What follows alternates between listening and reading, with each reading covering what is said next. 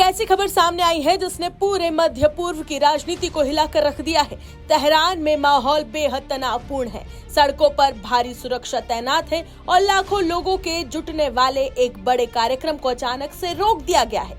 दरअसल ईरान के supreme leader Ayatollah Ali Khamenei के अंतिम दर्शन और सुपुर्द खाक से जुड़ा कार्यक्रम आखिरी वक्त में टाल दिया गया है।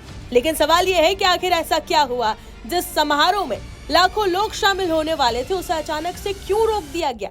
क्या अंतिम संस्कार पर हमले का खतरा है? क्या इजराइल की चेतावनी के बाद ईरान ने ये फैसला लिया है? और क्या खामनेई की मौत के बाद ईरान की सत्ता में अब कोई बड़ा भूचाल आने वाला है? क्योंकि इसी बीच इजराइल के रक्षा मंत्री इजराइल कैट्स ने एक ऐसा बयान दे दिया है जिसने हालात को और भी ज्यादा खतरनाक बना दिया है। तो आखिर तेहरान में अंदर खाने क्या चल रहा है? खामनेई को कब सुपुर्द खाक किया जाएगा और उनके बाद ईरान की सत्ता किसके हाथ में जाएगी? पूरी कहानी को समझने के लिए इस रिपोर्ट के अंत तक बने रहें। दरअसल इजराइल और अमेरिका के हमलों के बीच ईरान में हालात बेहद तनावपूर्ण बताए जा रहे हैं। इसी बीच सबसे बड़ी खबर यह सामने आई है कि ईरान के सर्वोच्च नेता अयातुल्ला अली खामनेई के अंतिम संस्कार से जुड़े कार्यक्रमों को फिलहाल अगले आदेश तक टाल दिया गया है। ईरान के अधिकारियों के मुताबिक शोक समारोह और सुपुर्द खाक की तैयारियां जारी है, लेकिन अंतिम कार्यक्रम की तारीख बाद में घोषित की जाएगी। तेहरान के विशाल धार्मिक परिसर ग्रैंड मोसाला ऑफ तेहरान में अंतिम श्रद्धांजलि के लिए व्यवस्थाएं की जा रही थी। यहीं पर लाखों लोगों के जुटने की संभावनाएं जताई जा रही थी, क्योंकि ईरान में सर्वोच्च नेता के अंतिम संस्कार में भारी भीड़ उमड़ती है। लेकिन इस बार हालात बिल्कुल अलग है।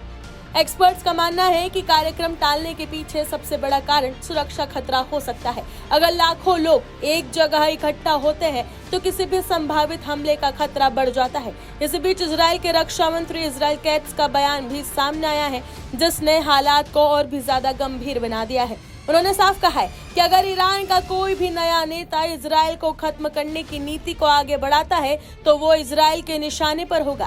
कैट्स ने सोशल मीडिया प्लेटफॉर्म एक्स पर लिखा कि ईरानी शासन का कोई भी नेता जो इजराइल, अमेरिका या क्षेत्र के देशों को धमकाने की कोशिश करेगा वो इजराइल के लिए स्पष्ट लक्ष्य होगा। इस बयान के बाद ईरान में सुरक्षा एजेंसियां और भी ज्यादा सतर्क हो गई हैं। तो वहीं दूसरी तरफ खामनेई की मौत के बाद ईरान के भीतर सत्ता का नया समीकरण बनने लगा है। अयातुल्ला अली खामनेई पिछले 3 दशकों से ज्यादा समय तक ईरान के सर्वोच्च नेता रहे और देश की सेना, न्यायपालिका और सरकार की सभी प्रमुख संस्थानों पर उनका अंतिम अधिकार था। अब उनके निधन के बाद सबसे बड़ा सवाल यही है कि ईरान का अगला सुप्रीम लीडर कौन बनेगा, और यही वजह है कि खामनेई के अंतिम संस्कार के साथ साथ नए नेतृत्व की घोषणा पर भी पूरी दुनिया की नजरें टिकी हुई है। इस पूरे घटनाक्रम के बीच ईरान और इजराइल के बीच बढ़ता तनाव पूरे मध्य पूर्व के लिए चिंता का विषय बन गया है। अगर हालात और भी बिगड़ते हैं तो इसका असर वैश्विक राजनीति, तेल बाजार और सुरक्षा व्यवस्था पर भी पड़ सकता है। अब सबसे बड़ा सवाल यही है, खामनेई को सुपुर्द खाक कब किया जाएगा और ईरान का अगला सर्वोच्च नेता कौन बनेगा? आने वाले कुछ दिन मध्य पूर्व की राजनीति के लिए बेहद अहम साबित हो सकते हैं।